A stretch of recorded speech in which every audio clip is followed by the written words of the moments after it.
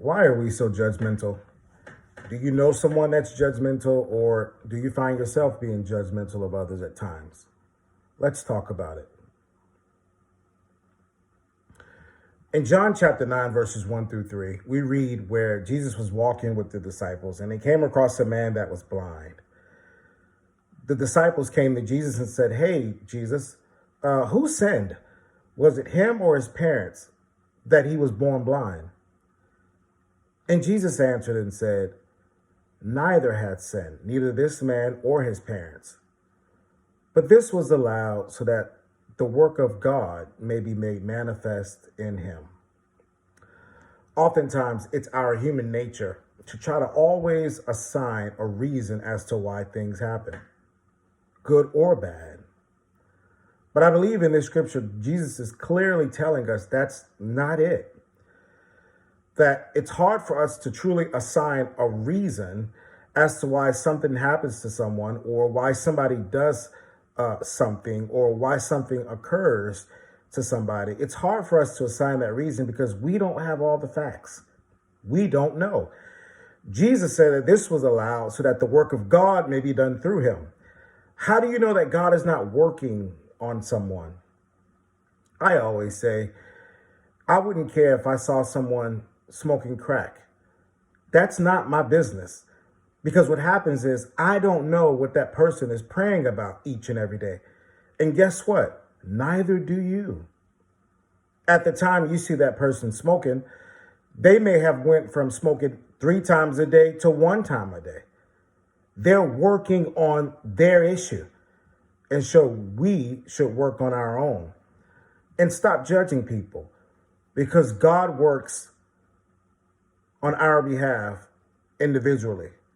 And it is not up to you or me to assign blame nor judgment to anybody. See, we're all God's children, and he loves us all. His hope is that we all come into the knowledge of him and begin to live the purposeful life that he has for us. It's our nature to sort of create a framework, right? We've created a framework for how we think Christians are supposed to be, or how someone is supposed to live. Well, my question is, where are you getting your information from? How do you come up with such rules for how a Christian is supposed to look? What does a Christian look like? For the Bible that I read says that you shall know the tree by the fruit that it bears, not what you perceive.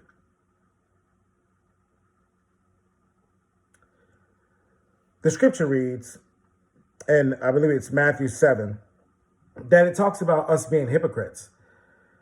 That it talks about you're trying to deal with my issues, but you've got your own moats.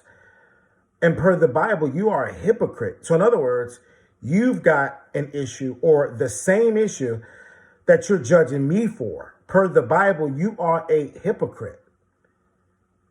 For it says, the same measure that you use to judge me, you will be judged.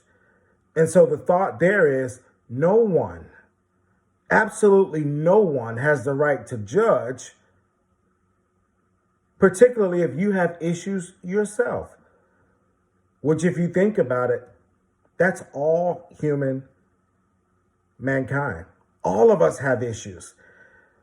Maybe your issue is bigger than mine, or mine is more demonstrative than yours. We all have issues. That's the point. And what we should do is pray for one another and not judge.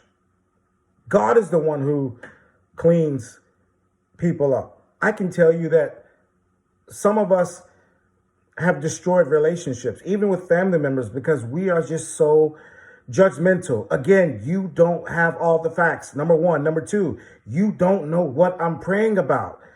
Number three, you don't live with me 24 hours a day, 7 days a week. Why are we so judgmental? Jesus said this was allowed so that the works of God might be made manifest.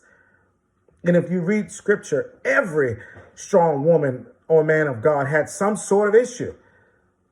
So maybe God doesn't look at what you necessarily do, but he looks at your heart. Oh, the scripture said, man looks at the outer appearance, but God knoweth the heart. Maybe God chooses to use us based off our heart.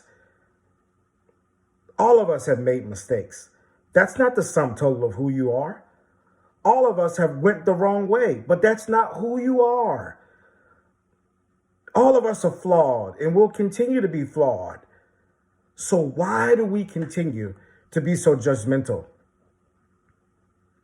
Many people are losing out on great friendships, great relationships, great bonds.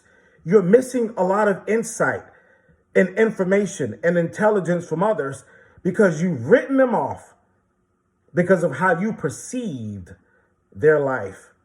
And again, you don't have all the facts. It is said that we should come as we are.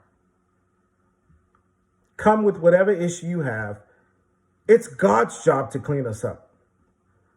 And if the truth is told, most real Christians would tell you they didn't get saved because they wanted to. But something grabbed hold of them and changed their life. Paul said it this way. Paul said that I apprehend that which apprehendeth me.